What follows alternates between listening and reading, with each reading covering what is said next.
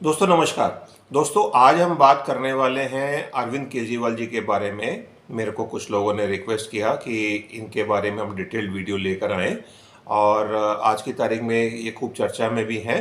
दिल्ली के at present मुख्यमंत्री यही हैं, बट ये जेल से अपनी सरकार चला रहे हैं सो कॉल्ड।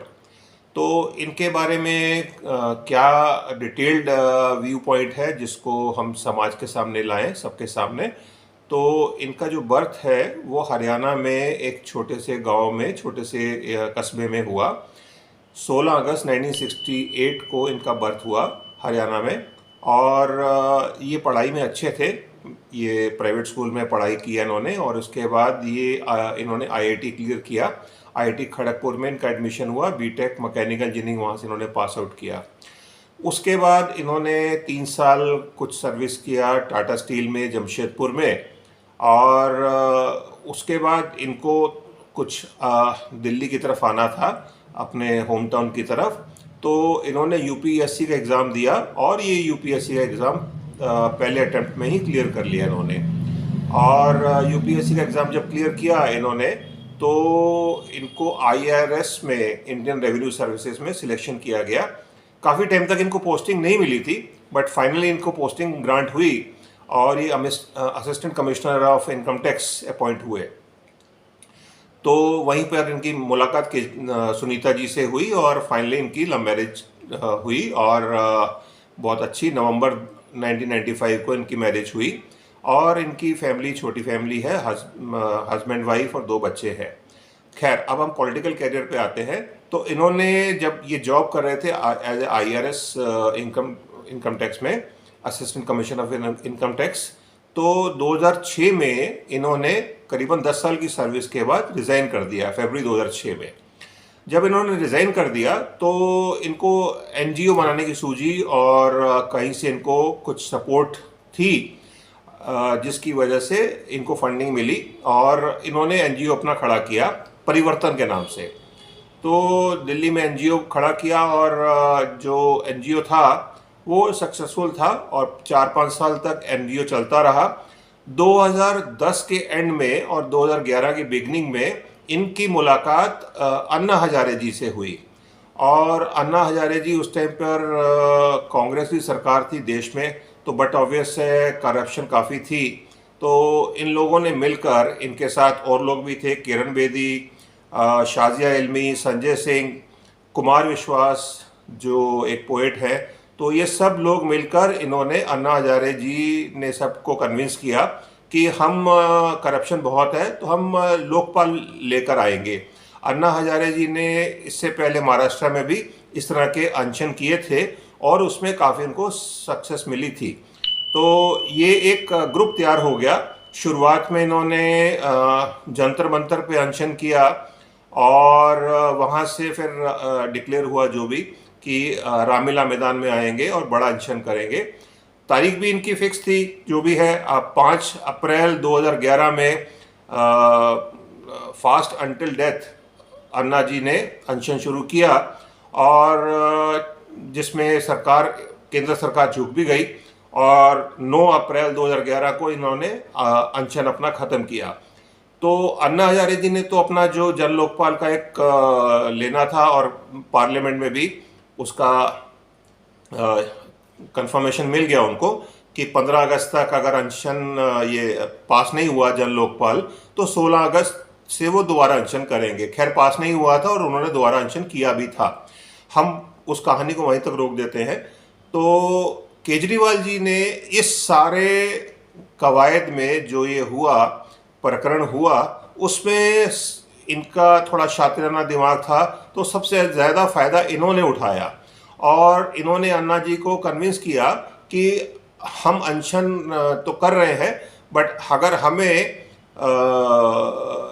लड़ना है करप्शन से तो हमें सत्ता में भागीदारी लेनी पड़ेगी। और इन्होंने जो भी तरीके से अपना कन्विंस किया अन्ना जी को, और नवंबर आते आते इन्होंने अपनी पार्टी गठन कर लिया, आम आदमी पार्टी करके, और दिल्ली के अंदर आम आदमी पार्टी का गठन 2011 में हो गया। अब 2011 में जब ये गठन हो गया और जिसका फॉर्मेशन डे 24 नवंबर 2012 गिनते हैं, 2012 में 24 नवंबर को आपका फॉर्मेशन डे है और इन्होंने इलेक्शन लड़ा पहली बार दिल्ली में और ये खुद नई दिल्ली सीट पर शीला दीक्षित के अगेंस्ट खड़े हुए। इन्होंने शीला दीक्षित जी को, जो उस टाइम की चीफ मिनिस्टर थी दिल्ली की, उनको अच्छे मार्जिन के साथ डिफीट किया। तो इनकी पकड़ मजबूत होती गई। अपने सब दोस्त इनके साथ थे ही, इनके साथ कुमार विश्वास जी भी थे, किरण बेदी जी भी इनके साथ ही थी उस टाइम, शाजिया इल्मी थी, संजय सिंह थे और जो इनके साथी हैं सिसोदिया जी, वो भी इनके साथ, वो तो शुरू से इनके साथ थे ही, बिकॉज इंडिया अगेंस्ट करप्शन में वो भी साथ में जुड़े थे, मनीष सिसोदिया जी। तो ये जब सक्सेस हुआ, बट वो सरकार में इनको फाइनली सरकार बनाने के लिए कांग्रेस की बाहरी सपोर्ट लेनी पड़ी थी, बिकॉज इनका पास पूरी मेजोरिटी नहीं आई थी 2013 में। और उस टाइम पर बहुत कुछ ये कहते थे, न गाड़ी लूंगा ना बंगला लूंगा, और अपनी एक नीले रंग की वैगन आर कार होती थी, उसमें ही चलते थे और चप्पल पहनकर और मफलर जो भी था, तो उनका अपना स्टाइल था। ये 2013 में सरकार ज़्यादा दिन नहीं चली, करीबन 43 दिन ही चली और फिर राष्ट्रपति शासन लागू हुआ दिल्ली के अंदर और इलेक्शन 2015 में दोबारा इलेक्शन हुए। 2015 में जब इलेक्शन हुए, 2015 के अंदर ये एक बहुत अच्छी मेजॉरिटी के साथ जीत कर आए, 67 सीट्स आउट ऑफ 70, मीन्स सिर्फ 3 सीट बीजेपी को मिली। उस टाइम बीजेपी थी, कांग्रेस थी और आम आदमी पार्टी थी। कांग्रेस को एक भी सीट नहीं मिली और बीजेपी को सिर्फ 3 इनके विधायक चुनकर आए। 67 विधायक आम आदमी पार्टी के थे और इन्होंने अपनी सरकार बनाई। उस टाइम पर जो भी इन्होंने कहा, वो शुरुआत में तो बिल्कुल मजबूती के साथ डटे रहे, बट क्या है, सत्ता का नशा कुछ ऐसा है कि इनको बरगलाने वाले या इनका अपना भी अहम आगे आता गया और जब इनको टेस्ट एक लग गया सत्ता का, तो इनके जो वायदे थे वो धीरे धीरे हवा होते गए। धीरे धीरे इनके साथी भी इनसे छिटकते गए। सबसे पहले किरण बेदी जी गई, किरण बेदी जी के साथ साथ ही कुमार विश्वास जी भी इनके साथ अलग हो गए, प्रशांत भूषण जी भी इनके साथ थे, तो और लोग भी जो थे वो भी धीरे धीरे इनसे अलग होते गए, क्योंकि इनको इनमें अहम बढ़ता जा रहा था कि जो भी मैंने किया है, जो भी किया है आम आदमी पार्टी ने, वो मेरी वजह से हुआ है। कन्वीनर तो यही है पार्टी के, आज भी हैं और ये सक्सेस चलती रही। 2015 से 2020 तक जो 5 साल थे, इन्होंने ही किया कंट्रोल दिल्ली को। हाँ, उस टाइम पर इन्होंने कुछ अच्छे स्टेप भी लिए। इन्होंने लाइट का, बिजली का और पानी के जो बिल कम किए वीकर सेक्शन में, और उससे क्या है कि अगर एक आम आदमी जो 10-15 हज़ार रुपये जिनकी सैलरी है या कमाई है महीने का, जो भी प्राइवेट अपना काम करता है, दिहाड़ी मजदूर है या रिक्शा चलाता है, व्हाट्सएवर, उसके पास अगर 2,000 रुपये का भी बेनिफिट आ जाता है तो उसके लिए तो 20% का बेनिफिट है, 15-20% का, तो वो बेनिफिट उसको बहुत बड़ा लगा।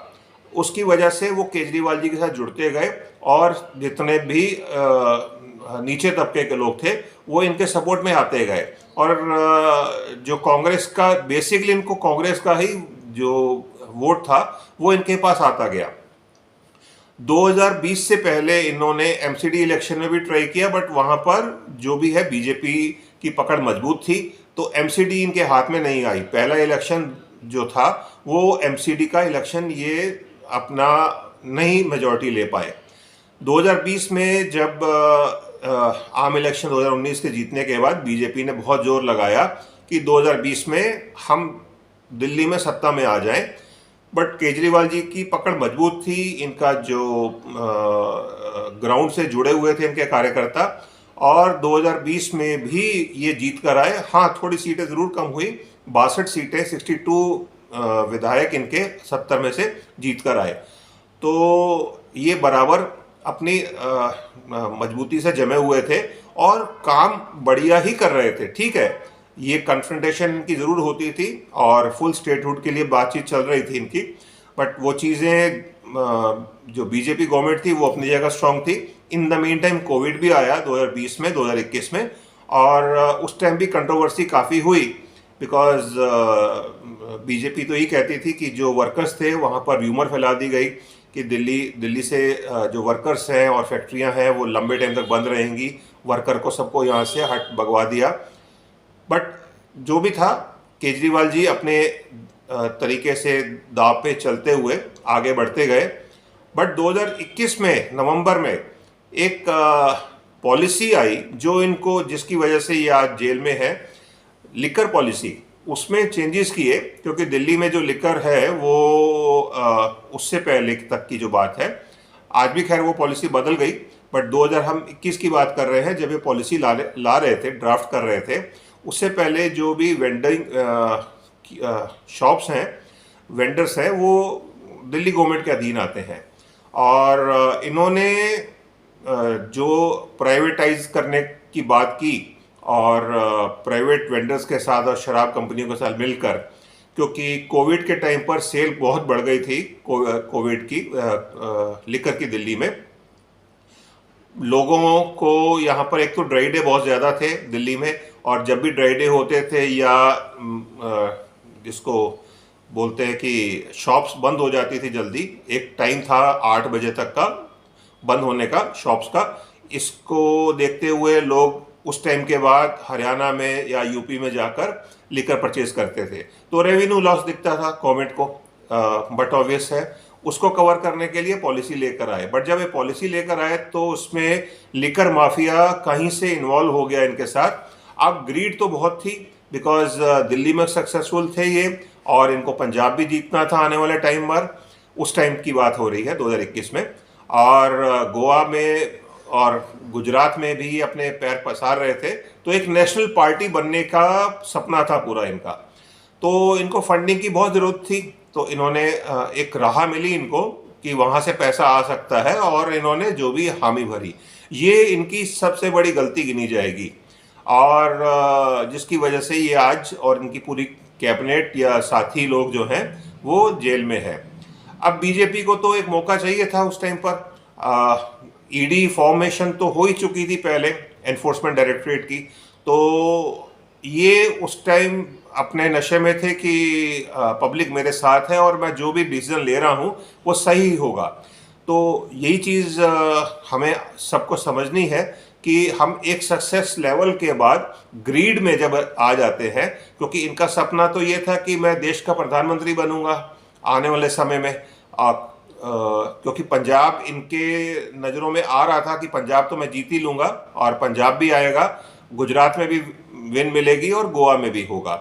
तो एक नेशनलिस्ट पार्टी का तगमा भी मिला इनको तगमा बिल्कुल मिला। गुजरात में जब इनके पास वोट शेयर इनके पास आया, तो जो भी ड्राफ्टिंग है इलेक्शन कमीशन की, उसके हिसाब से इनको नेशनलिस्ट पार्टी का ग्रेड तो मिला और ये नेशनलिस्ट पार्टी बन भी गई। तो बट गलती कहाँ हुई? एक गलती इनको ले डूबी, वो जो लिकर में ये फंसते गए। इन्होंने वैसे तो बहुत समझदारी की अपने टाइम पर कि मैं साइन करूंगा, ना कोई पोर्टफोलियो अपने पास रखूंगा। ये इस मामले में तो पूरी चालाकी की थी, और 10 साल तक सबसे पहले तभी तो मनीष सिसोदिया उसमें अंदर हुए, सत्येंद्र जैन अंदर हुए, तो जिसकी वजह से इनको एरोगेंस भी था। बट फाइनली कन्वीनर तो यही है पार्टी के, आम आदमी पार्टी के, और इनको वो पोजीशन ही ले डूबी। और फाइनली ईडी ने एक से एक तार जोड़ते गए, और ये आज की तारीख में जेल में है। अब आगे क्या होगा, क्या बनेगा आम आदमी पार्टी का, वो तो वक्त बताएगा। बट जो अभी हालात दिखते हैं, ये जल्दी बाहर नहीं आ पाएंगे, और इनके जो कैबिनेट है वो भी अंदर ही है।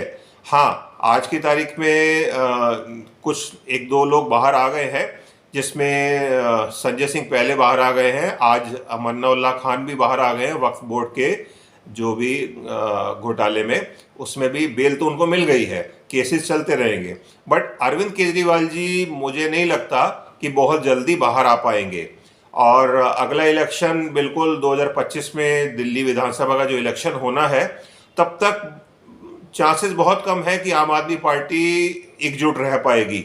और अभी जो फैसले आते जाएं, और जिस तरह से कल दिल्ली हाई कोर्ट ने भी इनके अगेंस्ट ही बड़ी सख्त टिप्पणी की है कि ये सत्ता के भूखे हैं, स्वार्थी हैं और जेल से सरकार चलाने का जो इनका सपना है वो प्रैक्टिकल नहीं है।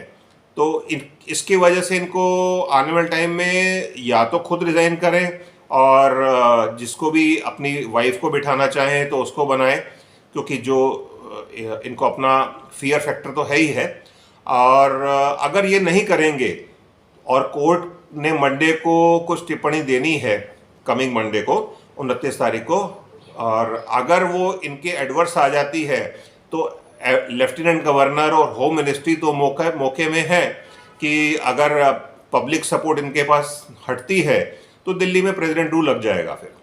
और अगले साल तो इलेक्शन है ही 2025 में, 1 साल की बात है। तो तब तक ये पार्टी, अगर ये जेल में तब तक रहते हैं तो टोटली डिसइंटीग्रेट हो जाएगी और उसका चांसेस बिल्कुल नहीं है कि वो एकजुट रह पाएगी तब तक।